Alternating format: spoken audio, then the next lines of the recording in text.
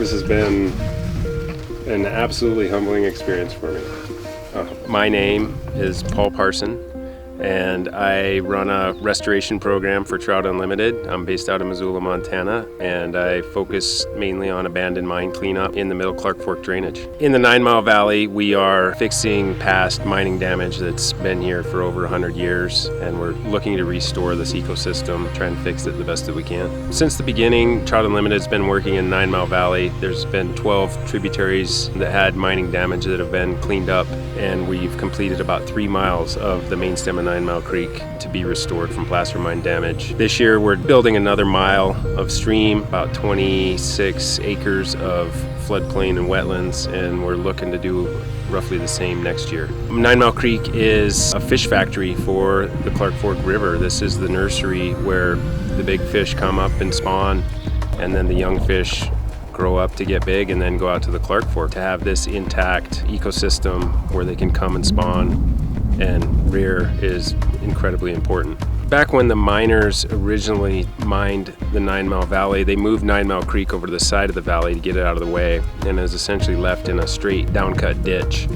And it's been like that for 50, 60, 70 years. So what we do is we actually rebuild the valley and then put the stream back in the middle, essentially where we think it probably was at one time. Rebuild the channel to have pools and riffles and just better habitat for spawning and rearing and living year round. So this week I had the pleasure to hang out with Warriors in Quiet Waters, and it just felt like a big celebration the whole time. I was able to show them restoration projects and explain and walk the group through why we do what we do and the importance of recovering these damaged ecosystems. I was able to provide places for them to fish. What an amazing experience. I don't know what else to say. Part of the process for fixing a stream is we take the old stream and we have to move it out of the way to do the construction and complete the construction. So we actually move the water out of the existing damaged creek channel.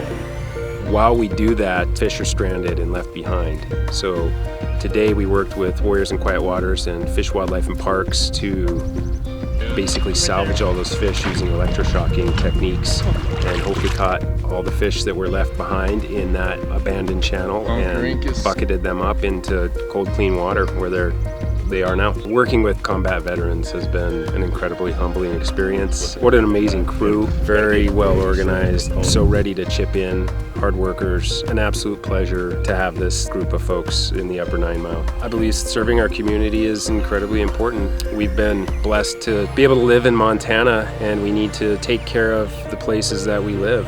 I feel very fortunate to be able to do this for a job and try to make it a better place by the time we're done. Restoring mining damage for me on a personal level is incredibly rewarding. One, just the process and thinking through the problems and problem solving is incredibly challenging, but also incredibly rewarding. But then the after effects of watching these ecosystems bounce back, 2, 3, 4, 5 years later, and they look like they weren't ever damaged, that's incredibly rewarding. But I gotta say, the most rewarding aspect of this line of work is the people and the others that make this happen. It's a true team effort, from the folks that drive the bulldozers to the fundraisers, the people that have faith in us to give us money to be able to fix this stuff. It's the people that make it happen. It's not me. It's a giant team, and just having that community of people that care as much as I do, that's the most rewarding aspect.